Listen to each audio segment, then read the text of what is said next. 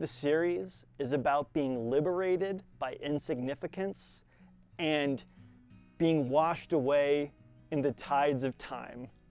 My name is Evan Salazar. I'm originally from Tucson, Arizona. Currently live in Asheville, North Carolina, and I am a cartoonist. I call myself a cartoonist because the word cartoonist denotes someone who both writes and draws their own work, as opposed to people who just draw the work. I started drawing when I was a kid. I would sit at my parents' dining room table and I would just draw a picture and then put it to the side and take another one off the stack. I was just that was what I would do for hours when I was a kid. But somewhere along the way, I just stopped.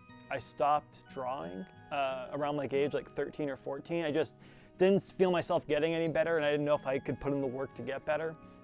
So I stopped drawing, and only when I was 26 or 25, I decided to pick up drawing again and wanted to take it seriously. So drawing has always been something that sort of weaved its way in and out of my life. It was the first thing I did when I was a kid that I loved to do to express myself.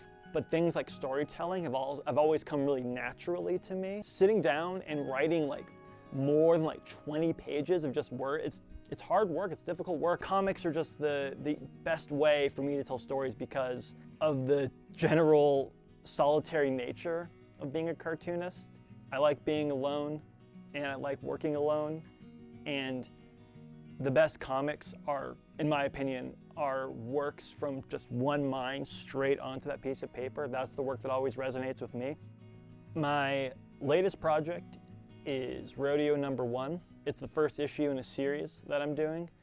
Rodeo #1 is about a woman named Abigail Knox who is remembering a summer from when she was 11 years old when her mother disappeared one morning and a mysterious guest appeared the next.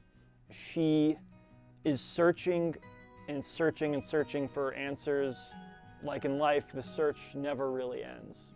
It's me trying to make sense of all of the nonsense that I encounter on a day-to-day. The series is about being liberated by insignificance and being washed away in the tides of time. Each issue is going to sort of revolve around the Knox family tree. Each story that takes place within this Knox family tree might not even be about a member of the Knox family. The Knox family member might just sort of be in it in one panel or something, but it's just a sort of way to unify a universe.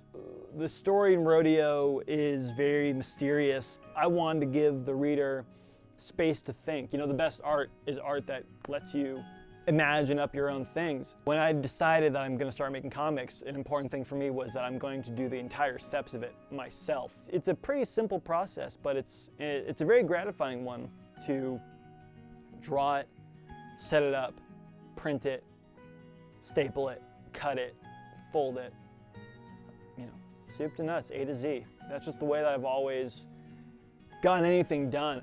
I try to get on the paper what is in my head, and that's just the most fun part, is just seeing what's in my head exist on paper.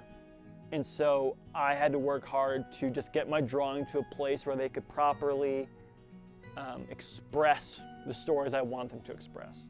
The favorite part about being a cartoonist is telling stories. Story is just most important for me. If I read a comic that's beautiful to look at, the beauty of that comic will only carry me about 20 pages into it. But when there's a long graphic novel that's really beautifully drawn, but the story is either bad or non-existent, I just don't care. The story, to me, precedes all else when it comes to my comics. So my art is in function of my story. My story is that's my major concern. My next project is the second issue of Rodeo. Yeah, Rodeo 2 will just be a further exploration and enriching journey of the themes and ideas that were in Rodeo 1, but hopefully in new, exciting ways. The way I want people to feel after reading my work is a sense of curiosity and wonder at the things that we can't control, which sounds very highfalutin or pretentious. And I guess what I mean by it is I want to be a springboard into other thoughts. I don't want to be the kind of thing that you read it and you enjoy reading it and you put it away and it's not thought about it anymore. I wanted to give you something to think about. That's pretty much it. I'm happy to devote my time to a craft that is, to me, one of the greatest mediums of art.